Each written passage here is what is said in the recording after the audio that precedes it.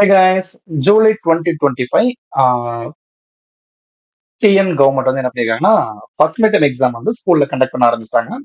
So அதுல சேலம் டிஸ்ட்ரிக்டோட 11th standard computer அப்ளிகேஷனோட கொஸ்டின் பேப்பர் வந்து நம்ம கிட்ட இருக்கு. ஓகேங்களா? ஸோ இதுக்கு 1 மார்க் 2 மார்க் அண்ட் 5 மார்க்ஸ் வந்து எப்பயும் போல நம்ம ஆன்சர்ஸ் பார்த்துடலாம். இதுல ஃபர்ஸ்ட் ஒன் மார்க்ல ஃபர்ஸ்ட் ஒன் வந்து பாத்தீங்கன்னா இன்புட் டிவைஸ் அப்படிங்கிறது mouse. Which of the following is used in ATM machine. ATM machine வந்து யூஸ் ஆகக்கூடியது வந்து பாத்தீங்கன்னா டச் ஸ்கிரீன் வந்து இப்போ யூஸ் பண்ணிட்டு இருக்காங்க. ஓகே. ஏஎஸ்சிஐஐ அப்படிங்கிறது என்னன்னா இந்த செகண்ட் ஒன் தான், அதோட abbreviation American standard code for information interchange. Fourth one one's complement of 11011001 வந்து பாத்தீங்கன்னா இதுதான்.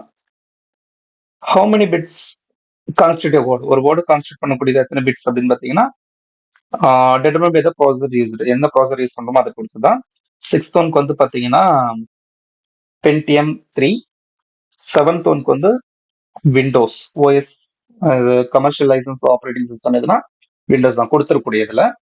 அடுத்து eighth one example of single task operating சிஸ்டம்க்கு வந்து பாத்தீங்கன்னா எம்எஸ் டாஸ் தான். Which is the default folder for many window applications to save your files. நிறைய Windows applications வந்து சேவ் பண்ண, ஒரு ஃபைல சேவ் பண்ணக்கூடியதுக்கான ஆப்ஷன் எது, டிஃபால்ட் ஃபோல்டர் எது அப்படின்னு பாத்தீங்கன்னா மை டாக்குமெண்ட்.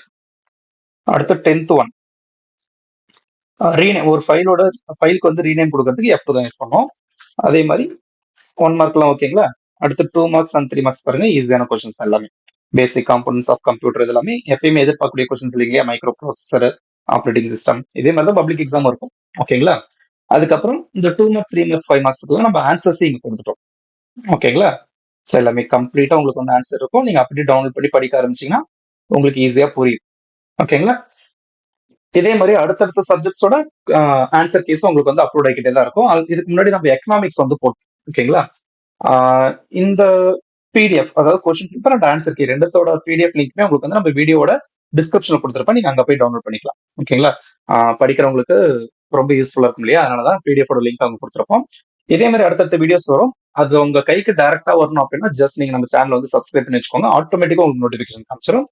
இதே மாதிரி உங்க ஃப்ரெண்ட்ஸ் எல்லாத்துக்குமே ஷேர் பண்ணுங்க, அவங்களுக்குமே ரொம்ப யூஸ்ஃபுல்லா இருக்கும். பப்ளிக் எக்ஸாம் படிக்கிறதுக்கு ரொம்ப யூஸ்ஃபுல்லா இருக்கும். அதுக்காக தான் நம்ம ரெடி பண்ணிருக்கோம். ஓகேங்களா. அடுத்த வீடியோல பார்க்கலாம்.